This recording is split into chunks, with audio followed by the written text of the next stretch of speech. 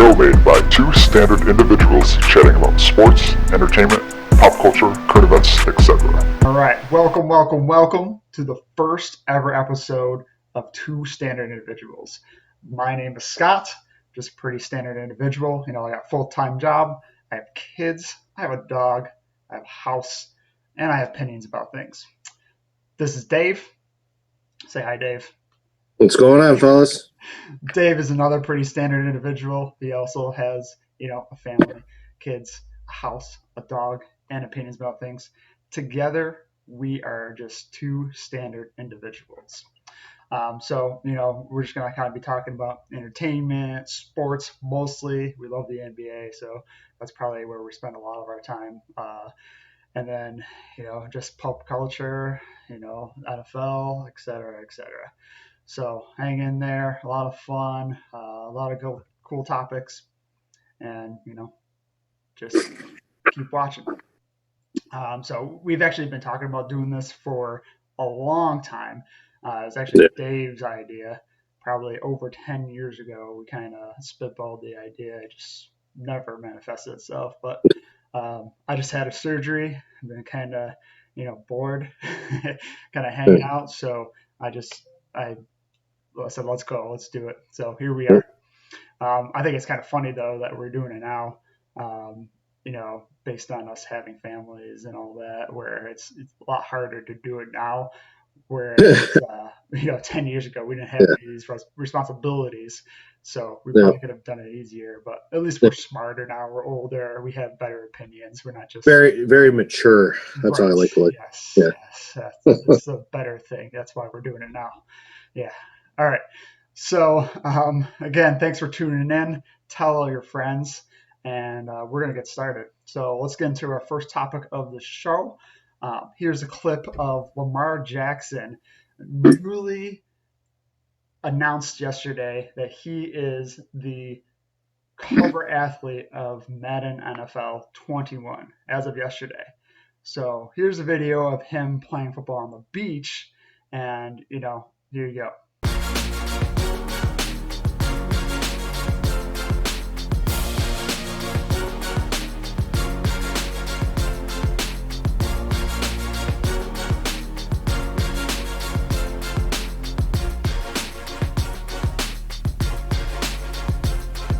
So Lamar Jackson,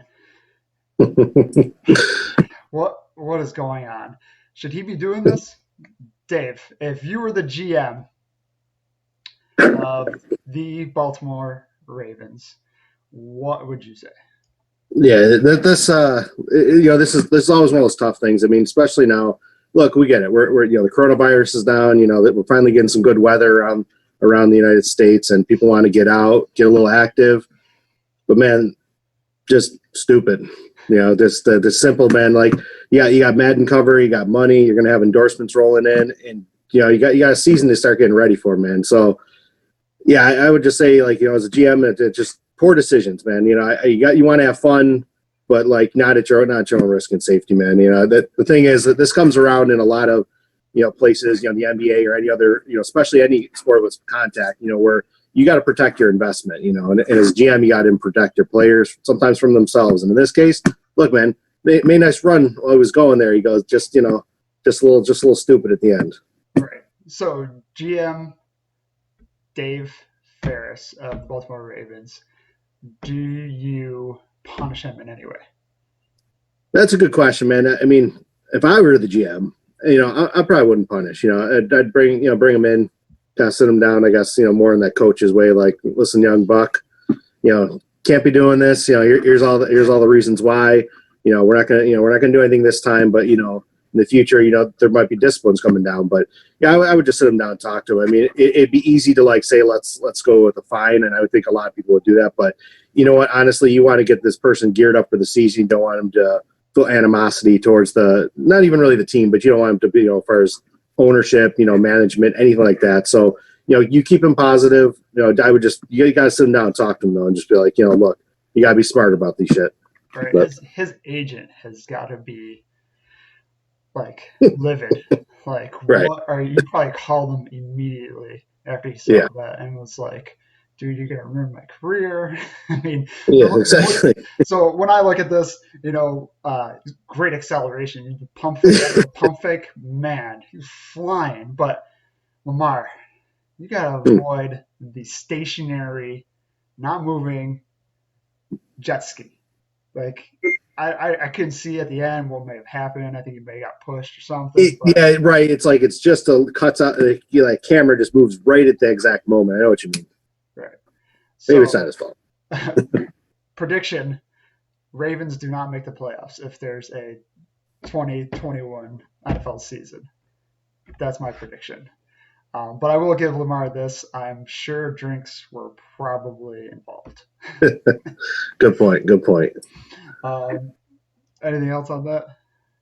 No, yeah, that's about it, man.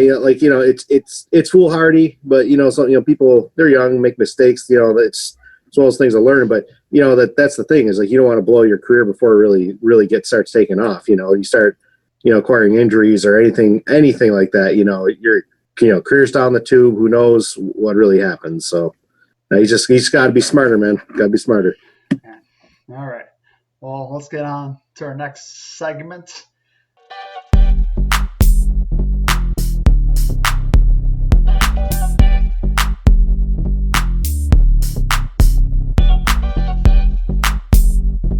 Come again. All right. In this segment, we find a tweet or a quote that we think is outrageous, questionable, and then we discuss it. So today's come again topic will be about Roger Goodell, how he's encouraging them to sign. So I'm going to show the picture here, the graphic. It's from ESPN's Twitter account. Goodell says he encourages a team to sign Kaepernick. This is in a conversation with Mike Greenberg for ESPN's The Return of Sports special that just aired. So is this too little, too late? Like Kaepernick did this years ago, and now that other people are kind of coming forward, he's now flip flopping. I mean, he's allowed to change your mind and everything like that, but is it too little, too late for Kaepernick and Goodell to kind of rehash his reputation on what's going on in the world? Yeah, I kind of think it is. I actually thought it was kind of poor move by Goodell. At least maybe the way you articulate something like that.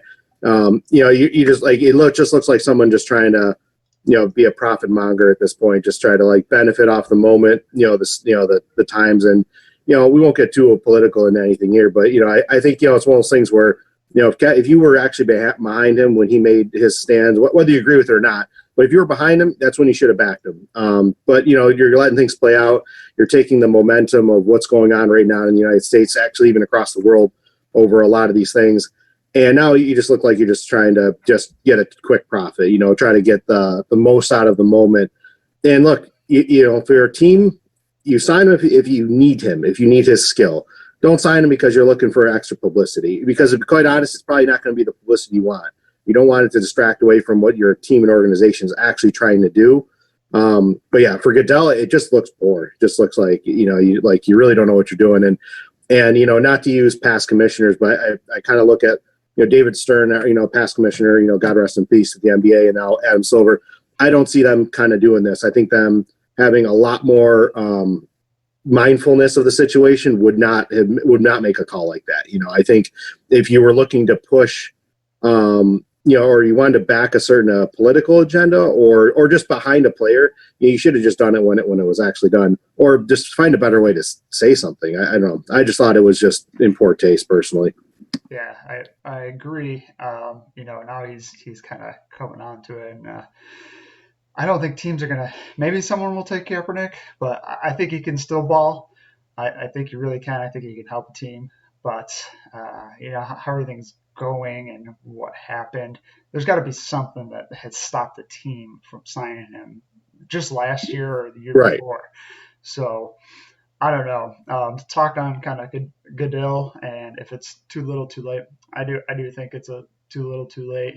I think maybe there was PR people in the past that told him to steer away from it. I don't necessarily know that he actually stopped this. He was the one, and maybe a conglomerate of people, owners association, etc., that kind of squashed Kaepernick from coming back. So I don't necessarily think you should put all the blame on Goodell, but Right. if you're a good person and you are the commissioner, you come out and you say what needs to be said because it's right, not because you're being told to say something else because of business. I mean, 100%. they're not hurting. They will never hurt in the way of No. gas or money. Yeah. So just Yeah. No. do the right thing, man. Yeah. Yeah, like Dave said, we're not gonna get too political in here. Not gonna go too crazy, but Yeah. man, just do the right thing. Yeah. Yeah. Exactly. You're 100% right. I think you said it. Do the right thing, and that's really what it comes down to. And that's what you look for in leadership in those positions, not to capitalize. And like you said, NFL doesn't need it. Who are we kidding? I mean, football is always going to always going to be where it's at. It's always going to be high viewing rates. I mean, you're always going to have a great league. You definitely don't need to try to capitalize on something like this. Oh, yeah, for sure. All right, let's move on to our next topic. All right, we're going to the NBA 2020 playoffs if they happen. This is like if, so Yeah. we're gonna pretend that it's happening. We're gonna Yep. discuss. We're gonna discuss what the plan is and our opinions on it. So Patrick Beverly tweeted on the 14th of June. If King James said, "He hoopin', we all hoopin', not personal, only business."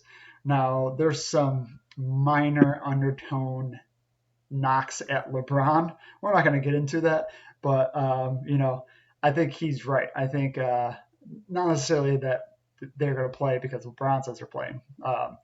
They're playing because they're going to. So we're gonna keep going. We're gonna talk about the playoffs. So let's discuss the proposed playoffs.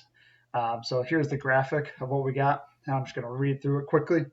The NBA has instructed teams of a full training camp timeline. Sources told ESPN's Adrian Wojnarowski. As of June 15th, so we're on the 17th. So as of 2 days ago, players traveling outside the United States should be in the United States now, and in their team's market, so in their team's city or wherever their training camps are. June 22nd, all other players return to team markets. June 23rd, head coaches can begin working with players in voluntary workouts. On July 7th, teams begin arriving in Florida. July 9th through the 29th, there's going to be a training camp in Florida with 3 scrimmages per team. July 30th, seeding games begin. There's going to be eight games per team. Then there is going to be on the 17th, there's the playoffs are to begin. August 30th, family and guests of teams may arrive. And then September 30th is the target NBA Finals date. So there's going to be 14 teams eliminated within 53 days of arriving. So it's going to be kind of fast paced. I mean, they're all in one city, so there's no travel time. Only 4 teams will remain after the 67 days. 6 teams eliminated after 8 regular season games and possible play-in tournament for the number 8 seed.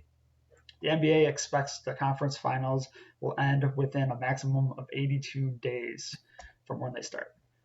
So that's a lot. That's the plan they're going with. I think it's a good, thoughtful plan that they got to kind of bring back the league and finish this season without a asterisk or just handing someone a championship. So I applaud them for that. Once they get to the playoffs, for this, it's going to be the same as always. Once the 8 seeds in each conference are determined, those are the standards. Then a 7-game series will commence with traditional formatting. So what do you got to say about that? So yeah, so that's a lot to unpack in one sense. But yeah, to be honest, I like the format. It's different. Here's the thing, time has gone and passed, so we can't go backwards. You can't play all the games. Most of the times, once in a great while, you have someone really competing for an eighth seed, and maybe in those last couple of games, someone really actually makes that push in a regular season and it surprises people. But it's usually unlikely. A lot of times it's in the West where it's a tad more competitive, more towards the bottom of the conference. But I look at it as I think it's a good way to play out a few games. Now people are going to have to, like you said, get back to training camp, get their legs going and things like that. But I think it's nice to play out those games. Most likely, you're going to wind up with almost pretty much the exact same teams that are in it. It might just be slightly reseeded than what we actually can see in the standings that I'm looking at right now. So I'm a firm believer the best team, barring injuries, almost always wins. You know what I mean? So if someone's like they have the Lakers, in the beginning of the season, there's no reason why you wouldn't think they were not going to win now. So I kind of just think it's a nice format. I think it's kind of interesting, to be honest. We got to make do with what we can and make best of the situation.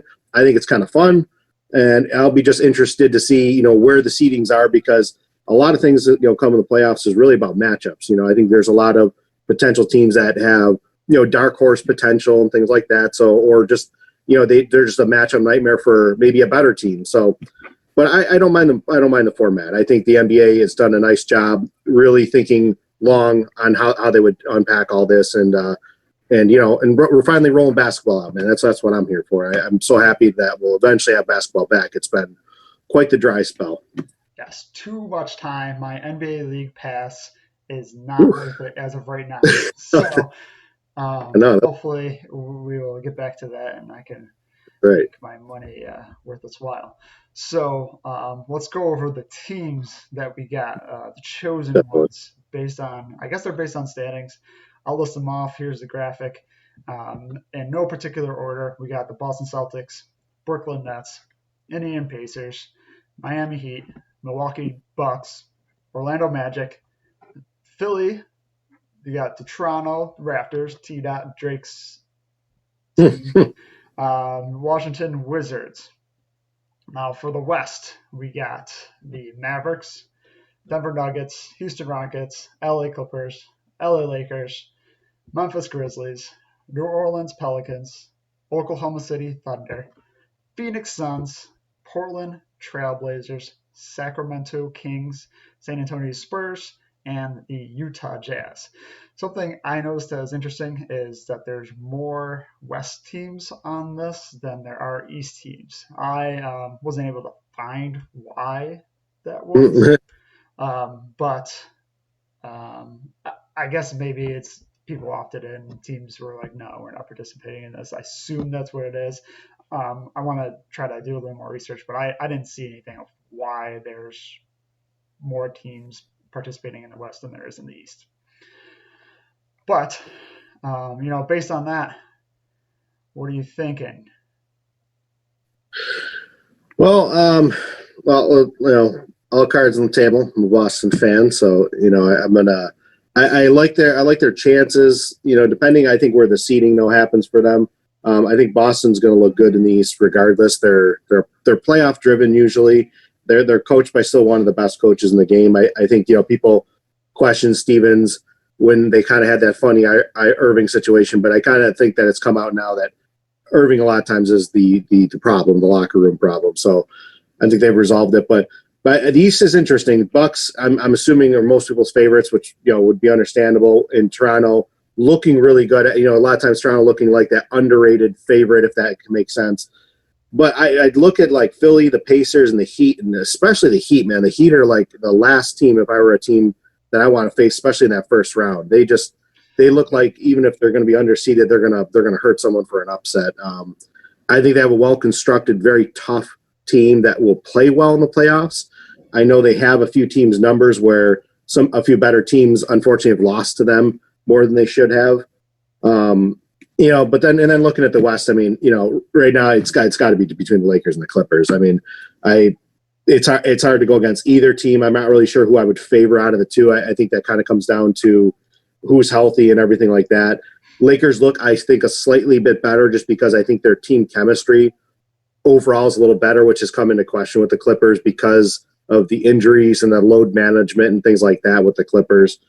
But the Houston Rockets, they've come short in the playoffs a bunch of times, but Russell Westbrook, James Harden, you don't know. I mean, it's a lot of offensive firepower that they've shown in playoffs where they even had, the Warriors, on the brink, 2 years ago with that Chris Paul, Harden duo. It was close, had Chris Paul not fall into injuries, who knows what would happen. But, Right. but yeah, I think the West will be interestingly competitive more than the East. I think Oklahoma City Thunder are a tad more competitive than people are kind of giving them credit for. I think Chris Paul is still a veteran point guard in this league and should not be underestimated. But we'll see. I don't see too much from the Grizzlies. They're a nice story. I think they clearly have overachieved this season. That's amazing. And I guess some people will probably look at Dallas Mavericks. I've seen kind of a couple articles on could they be an early round, to upset somebody because Luka Doncic could be already one of the top 10 players in the league, which I'm not arguing that. So, but it'll just be interesting. I just see as far as this season and then coming into the playoffs, it's going to be a lot of fun and everyone's going to be fairly rested by comparison of normal season.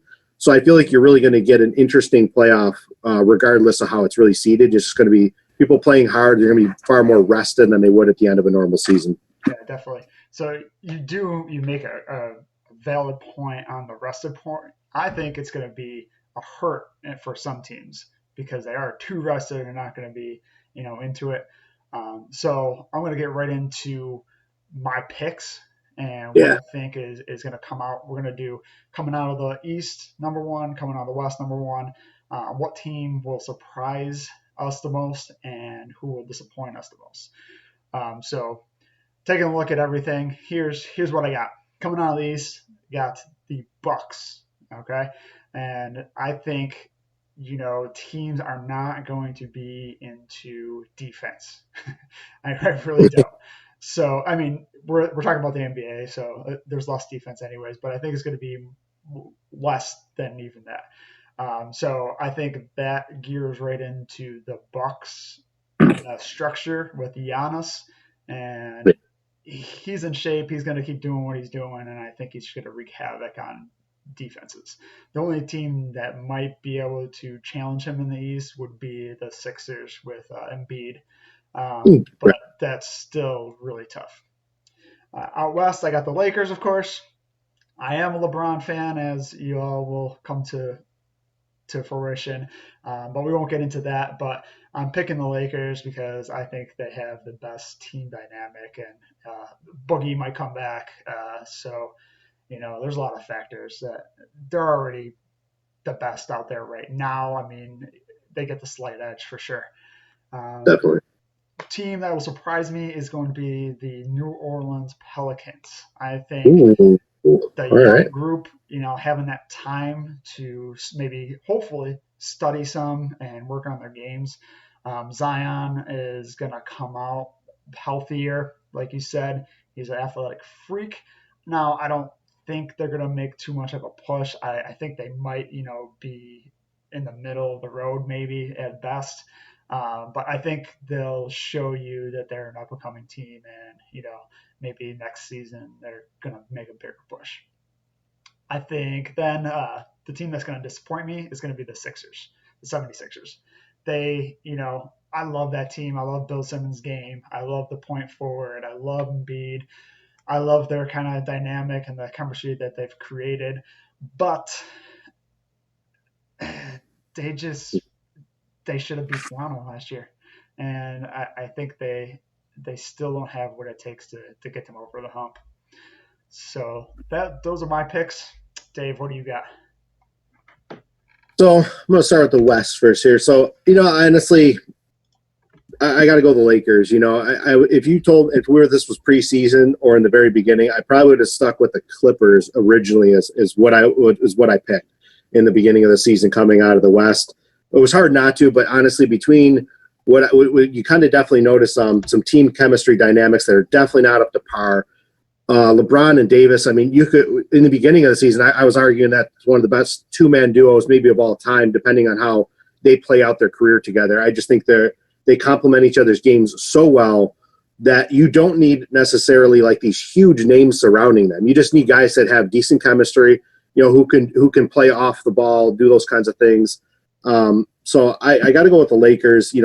Clippers are right in the mix, though. It's not going to surprise me if the Clippers do come out. I think it just depends on a lot of little circumstances. The Clippers, on paper, probably have one of the best rosters, not just on the starting lineup, but their bench is insane. But I'm going to go with the Lakers. I would say the team that actually I'm going to go with the surprise team is actually Oklahoma City Thunder. I don't really expect them to come out, but there's something about this team. I watched them several times this year, and I kept watching them increasingly more as they were just good somehow, even though they were supposed to kind of be almost like a team in rebuild. I think Chris Paul is still one of the top point guards in the league. He doesn't necessarily have quite the numbers as he did before, but he still shows that he can ball. Steven Adams is one of the better centers in the league, who's just underrated just because he doesn't get gaudy numbers. His numbers are nice, but I think there's just a lot of players who complement each other's skills, with Gallinari being able to stretch the floor in many ways and still kind of handle the ball in his own way. Gilgeous-Alexander just kind of come into his own, which is like insane. I didn't think he was going to be this good this quick. And they have a nice little bench too. I think, Schroeder is actually having the best year of his career. Yet, you know what I mean? Like he's just, you'd think he would have been like, just a nice bench player, but he's actually, his numbers are unbelievable. So I like the Thunder. I think they have some guys on there too they're proven in the playoffs. You know what I mean? I understand people will kind of doubt the whole Chris Paul thing. I think, to be fair to Chris Paul in his career, he's dealt with some injuries himself, but even a few years where they battled the Warriors, in getting to the finals or kind of along the way, they were, Blake Griffin went down a couple different playoff years. So, I mean, it's really hard that Chris Paul really hasn't had a fully healthy roster, maybe up until the Rockets, unfortunately, when he got injured. So, but I like them. Team that's going to disappoint. I gotta go with the Denver Nuggets. I just don't see. I see them potentially as a first round upset, depending who they're seeded against. I think the Nuggets are really good. I think people talk about Jokic as a potential MVP candidate, and I understand why.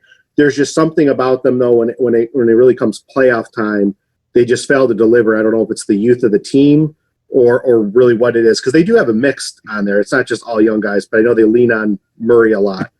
So I think they're a great team for the future. I don't know if I see them really doing much. Possibly a first-round exit, but I see them being kind of a bit of a disappointment. But the East, I will definitely do a little shock early on. I do see the Celtics actually coming out. That is not just a biased opinion because I like the Celtics. I really see them as one of the better constructed teams, and in the playoffs, they are dangerous. I think where the Bucks are obviously, understandably, a lot of people's favorites because Giannis is almost impossible to stop when he gets within a certain amount of room in that paint. It's just very difficult. He's a great two-way player too. I mean, people sometimes forget how good he is defensively. The team is well-rounded. I think Middleton is extremely underrated and a great complementary player to Giannis, but I see the Celtics better on the defensive end in the playoffs, and I do see them with a slightly better coach. I think Budenholzer is great. I just think Stevens is going to show that he actually is exactly what everybody thought he was 2 years ago and before, as he's one of the best coaches in the league. So I do see the Celtics coming out of them. I think it's going to be tough, but I do see that. So you got, a oldie but a goodie Boston versus Lakers finals. Yeah. Well, right. And that would just make for a great finals anyways, Absolutely. right? It's ratings off the charts. But so obviously LeBron is magic. Who's Bird, the Larry Bird of this era on the Celtics team? Tatum. That's good, yeah. I mean, people quickly point to Tatum. I mean, to me, Kemba Walker's still the best on the team. I think Tatum is easily one of the best young players in the league. Offensively, he's just so smooth and has a veteran-like game. And I think last year he did struggle a little bit, but so did kind of everybody else. Even Brown and a lot of these young players are like, oh, these guys are going to take a step forward this year, and they kind of just lingered in the place they were in. But I think everyone realizes that was definitely due to that team dynamic. This year, everyone's taken a step forward. I think Brown and Tatum are the future of that team. I'm actually more of a Brown fan than Tatum. I like to admit that, but I like them both a lot. So who's the Bird of that team? That's a good question. I would say this year in that playoffs, I got to give the nod to Kemba Walker. I just think his leadership is still paramount in that team. But I definitely see him when you really need a bucket. It's not that Tatum or some other guys can't get it, but I just see Walker coming up clutch, as he always has in his career. And I understand he was stuck in Charlotte for the bulk of his career, obviously. Cleveland Kyrie Irving, I see him being like, I think, yeah, in this playoffs. So, that's a good comparison. Really, really excited to get basketball back. Hopefully, the other stuff that's going on, we won't get into that this episode, but hopefully that kind of succeeds and we get to have basketball again. I think a lot of people need it right now. With everything going on, everybody's cooped up mostly, and probably not enjoying life too much as of right now. So you need that distraction. I've been saying this since the start of the pandemic: is let's keep the sports going, because people need that distraction, even if you can't go watch them live. But like I said, very, very excited. It's going to be interesting, to say the least. I think there's going to be more surprises than we've seen, but we'll have to wait and see. So with that, we will conclude our first episode of Two Standard Individuals. You can follow us on Twitter, Facebook, and YouTube. Please tell your friends, comment below, hit that subscribe button. Thank you, and we'll see you next time. Have a good one.